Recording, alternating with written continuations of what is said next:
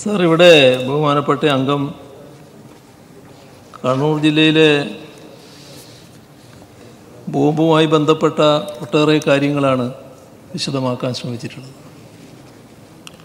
ഞാനതിൻ്റെ പഴയ ചരിത്രത്തിലേക്കൊന്നുമല്ല ഇപ്പോൾ പോകാൻ ഉദ്ദേശിക്കുന്നത്. പഴയ ചരിത്രം പരിശോധിച്ചാൽ ഇവിടുന്നാണ് ബോംബിൻ്റെ തുടക്കം എന്നത് നമുക്കെല്ലാവർക്കും അറിയാമല്ലോ. അറിയില്ലേ? നിങ്ങൾക്കറിയില്ല, ഇപ്പോൾ പറയുന്ന ആൾക്കറിയില്ല, പക്ഷേ നേരത്തെ സംസാരിച്ച ആൾക്കറിയാം. അത് പന്തക്കപ്പാറയിൽ ഓർമ്മയില്ലേ? കുളങ്ങരയത്ത് രാഘവൻ. ഇനി ഞാൻ കൂടുതൽ പറയണം. കുളങ്ങരയത്ത് രാഘവൻ എന്ന് പറയുന്നത് അന്നത്തെ ആക്രമണത്തിൽ കൊല ചെയ്യപ്പെട്ടയാളാണ്. സർ, അതൊരു ബീഡി തൊഴിലാളിയായിരുന്നു. ആ ബീഡി ബ്രാഞ്ചിൽ തൊഴിലെടുക്കുന്ന ഘട്ടത്തിലാണ് അന്ന് ഒരു സംഘം ആളുകൾ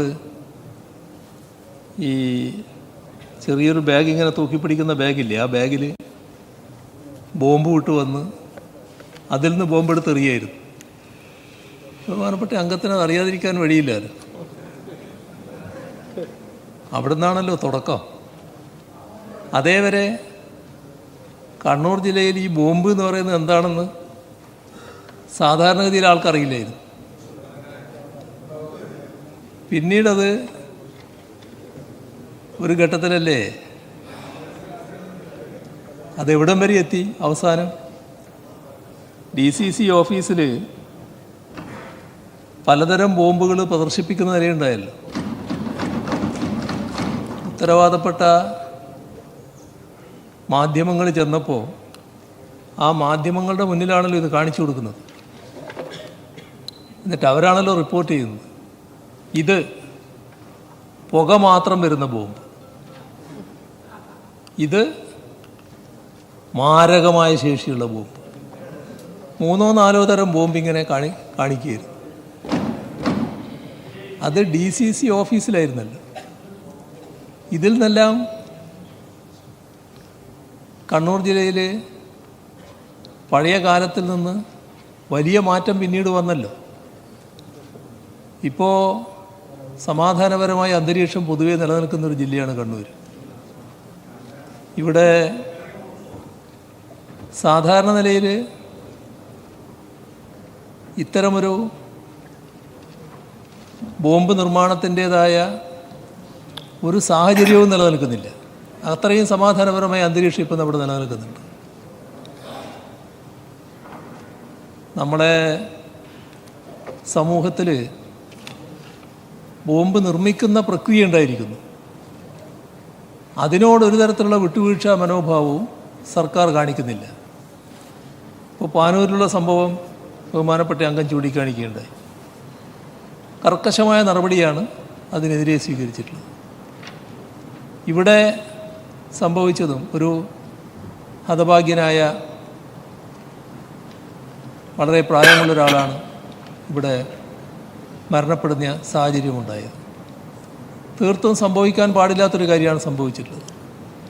അതിൽ അങ്ങ് പറഞ്ഞ പോലെ മോഹനന് യാതൊരു ബന്ധവുമില്ല. മോഹൻ്റെ പറമ്പിലായി എന്നല്ലാതെ മറ്റേ ആ പറമ്പുകാരനാണെന്നൊന്നും നമ്മളതിന് വ്യാഖ്യാനിക്കേണ്ടതായിട്ടില്ല. ആ പറമ്പ് അദ്ദേഹത്തിൻ്റെതാണെന്ന് മാത്രം, അത്രയേ കാണുള്ളൂ.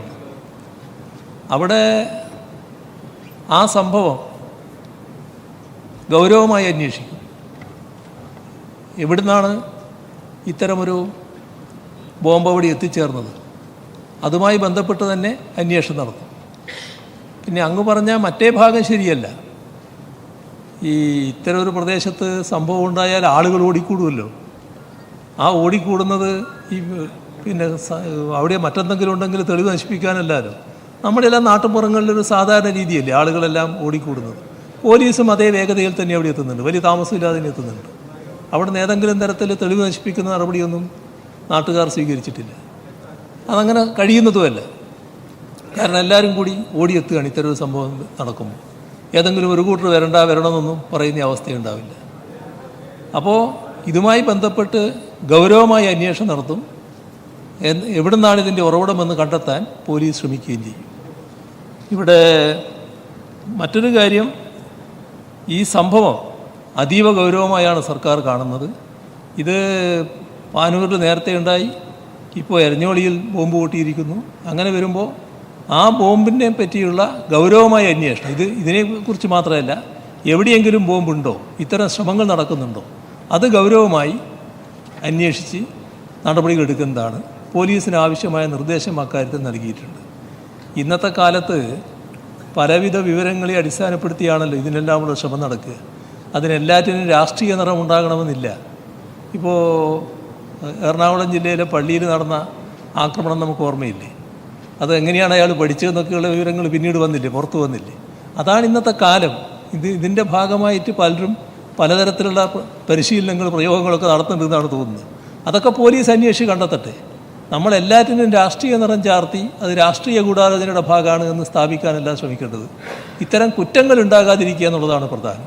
അതിൽ മുഖം നോക്കാതെ നടപടി ഉണ്ടാവും. ഗൗരവമായ ഇടപെടൽ പോലീസിൻ്റെ ഭാഗത്തുണ്ടാവും. ശക്തമായ റെയ്ഡ് വേണമെങ്കിൽ റെയ്ഡ് അടക്കം നടത്തിക്കൊണ്ടുള്ള നടപടികൾ ഇവിടെ സ്വീകരിക്കും.